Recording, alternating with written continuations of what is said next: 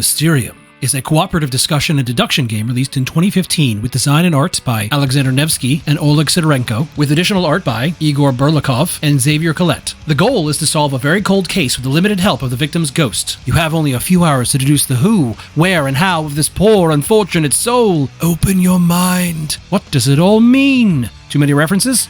Never! To set up, place the clock board on the table set to 1. Place the progress boards for character, location, and object in the middle of the table with space for cards between them, and the epilogue progress board at the far end. Each player, except one, chooses an available color and takes the corresponding intuition token, sleeve, clairvoyancy markers, and 6 clairvoyancy tokens. They place their intuition marker on the character progress board and their clairvoyancy marker at the 0 space in the epilogue progress track. The remaining player will be the ghost and will take the ghost screen, shuffled vision cards, 3 crow markers, culprit tokens, and ghost tokens for each psychic. They shuffle and draw a number of cards from each of the 3 psychic decks based on total player count, and then find the corresponding ghost cards for those. From those ghost cards, the ghost player will make a random set of character, location, and object cards for each psychic player, placing those cards in the corresponding spaces behind their screen and returning the remainder to the box. The psychic cards are all placed next to their matching progress boards. There is no first player, just a spectral guide leading the others to the truth. In Mysterium, players are mystics and mediums who have been drawn to an old manor to solve a crime from a previous era, except for one player who will be the silent ghost communicating only in visions. The game is played for up to 7 rounds or hours, during which the ghost player will draw 7 vision cards into their hand, and then give each player a number of those vision cards to aid them in guessing which card of their current progress level belongs to that psychic, redrawing to 7 cards between players. Once all psychic players have received visions, they will discuss as a group which cards they believe are theirs and move their intuition markers to the corresponding cards. Players may also wager on whether the other players guess correctly or incorrectly by placing a check mark or X mark clairvoyancy token pointed at that player's intuition marker. If they are correct, they will move up the clairvoyancy track, which will aid in the final steps of the game. After all intuition markers have been resolved, the correct players move to the next progress board and collect the card. Then the clock is moved to the next hour and another round begins. If all players reach the epilogue progress board before the end of the 7th hour, then they will immediately move on to the revealing the culprit phase. Each player places their collected cards next to each other with one of the ghost tokens number side up. The ghost player will choose one of those sets to be the actual culprit of the crime and assign the matching numbered culprit token face down on the epilogue board. Then they choose 3 vision cards from their hand, one each to represent the character, location, and object, and place those cards shuffled on the table. Each psychic secretly casts a vote with the number side of their clairvoyancy tokens for which set they believe to be the real culprit, and will do so after reviewing the top 1, 2, or 3 of the vision cards, depending on how far up the clairvoyancy track they have moved. All votes are then revealed. If the majority of votes went to the correct culprit, with ties broken by player who is furthest in the clairvoyancy track, then the players all win as a team, and the troubled spirit is finally laid to rest. Otherwise, they lose as a group, and will have to wait until the next Samhain, when the barrier is thinnest, to try again. Happy Halloween!